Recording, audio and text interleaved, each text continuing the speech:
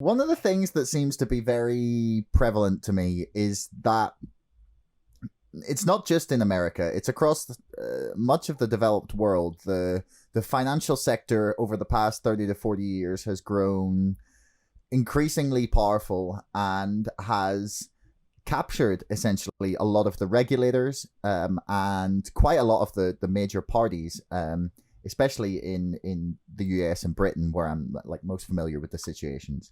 Now, how concerned are you with this capture? Because for me, this seems to be like a really crucial issue that no one really addresses what the consequences of it are. Because if our regulators are completely bought by the people they're meant to be regulating, we don't, like, the system doesn't work then.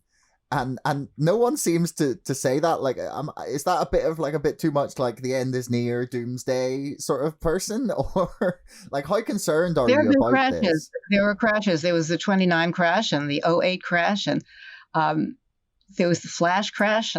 Plenty of crashes. It's built into this system.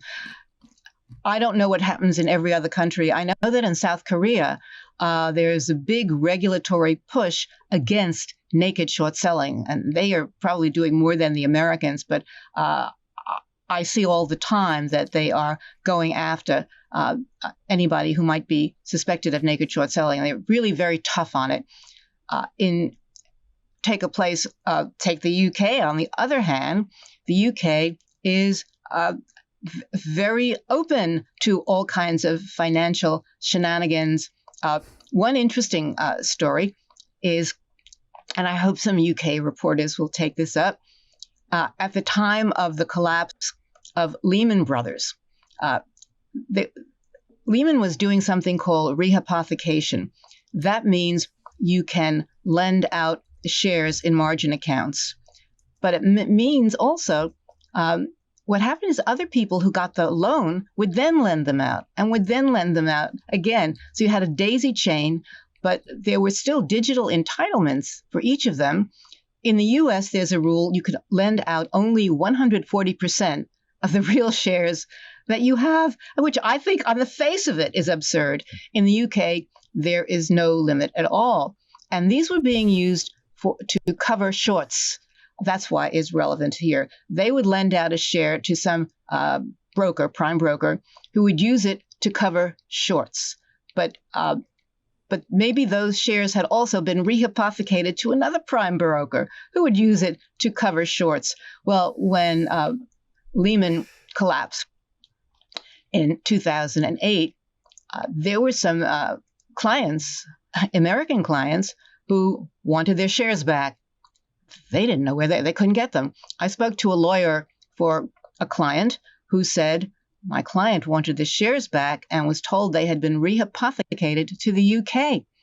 And I don't know if they ever got them back, but when you lend and lend and lend, and at a certain point, who is the real owner of these shares that have been lent out to cover shorts? She told me that she went to a meeting in London of big brokers and officials, other people that would have been concerned with this issue. And she said, well, maybe we should do what the Americans do and have a 140% limit on what you can rehypothecate if you have these shares in your accounts. And they said, oh, no. We are making too much money lending these shares out multiple times. And so the UK still has this smoke and mirrors system of rehypothecation. Now, this is the kind of thing where when the music stops and everybody tries to sit down, somebody doesn't have a chair. And that's the problem. These things go on and on and on until there's some crisis, and then the music stops. And that could happen in some of these other countries. And of course, these big brokers and hedge funds all have subsidiaries in many, many countries. Especially the banks have subsidiaries in and a lot of offshore subsidiaries. So you don't really know what's going on there, where they are moving shares, how they're dealing with the loans. You know, the loans, the stock loans, it's the major part. People don't know this. It's the major part of the profits of the big, the prime brokers. I've seen the number 75%. It's massive Massive. Hang on. Let me just correct, make sure I've got this right. You're saying that 75% of the profits of big institutions in some cases come simply from loaning shares out that are on their books. This was from investigation, the discovery in Goldman Sachs, the overstock case against Goldman and Merrill. And I talked to one of the investigators who had worked with Patrick Byrne on this case, and he said they were astonished. He said, I thought, must be a big number. This may be 20%. But in discovery, he said, we were astonished to find that they were getting 75% of their profits from stock loans. Now, two things about that. One is, and there have been cases on this. In some cases, they have made loans to brokers or to clients, to brokers on behalf of clients who were shorting and needed shares to cover the short, and they never sent any share. They charged them, and sometimes for hard to borrow, like Overstock, it could go to 50% of the cost of the share. It was very, very high. And there was a suit by a company called ETG, the Electronic Trading Group, and they sued all the prime brokers, and they said, we have been paying you to get shares to cover shorts, and we believe you are not providing real shares.